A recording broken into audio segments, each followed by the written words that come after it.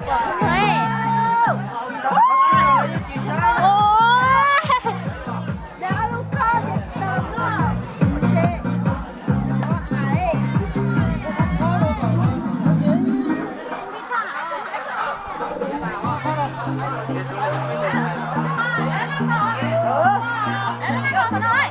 Ê, chị chồng đi ê. Ê, chị chồng đi à? Sợ sao mẹ? Cái gì đi để cái bắt quay không mẹ nữa. Quay gặp mẹ phải có gì đẹp quá. Quay đỡ quay mẹ hết.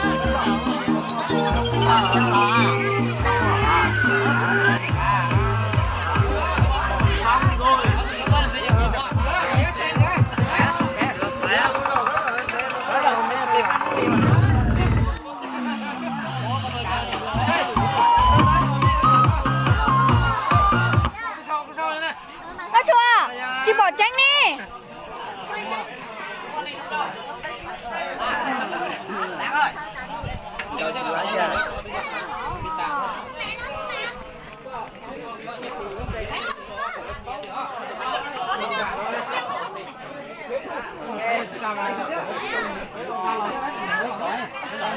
học chế lấy có cầu nó vào cao như cầu nó lọ học chế chia đi nữa chia đi để cầu nó tăng lên rồi học chế này cái cầu nó mà đến này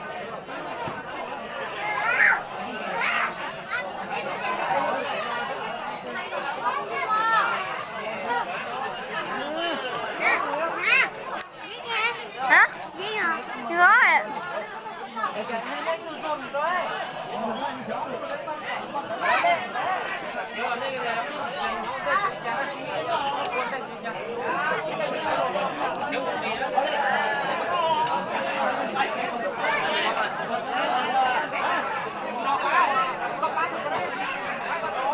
Quay chứ. Có sao còn quay hả?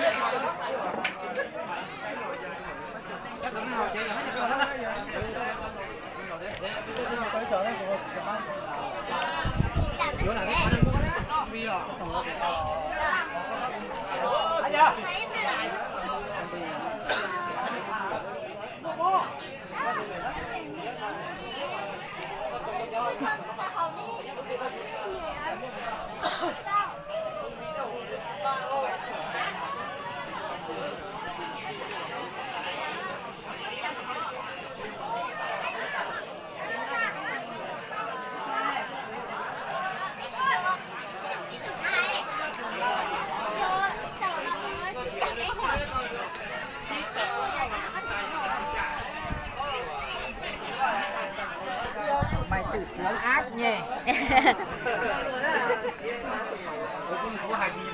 ăn tàu đó đó ăn tập ăn con chặt ăn phải liên nhá Tao mẹ.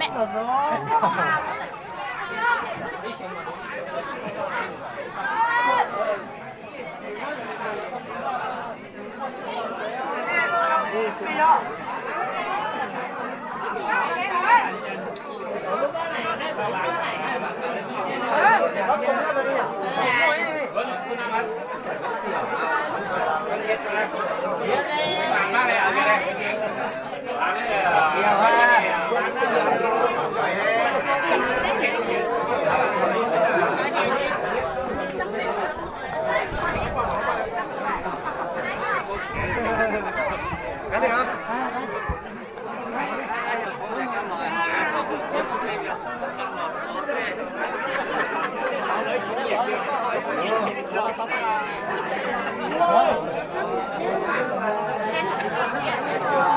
Nó mà cho sáng khỏi thì có người.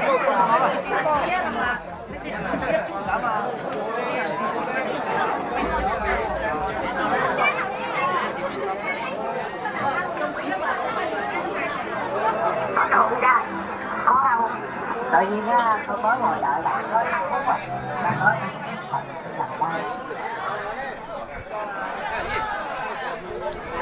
Đâu kia?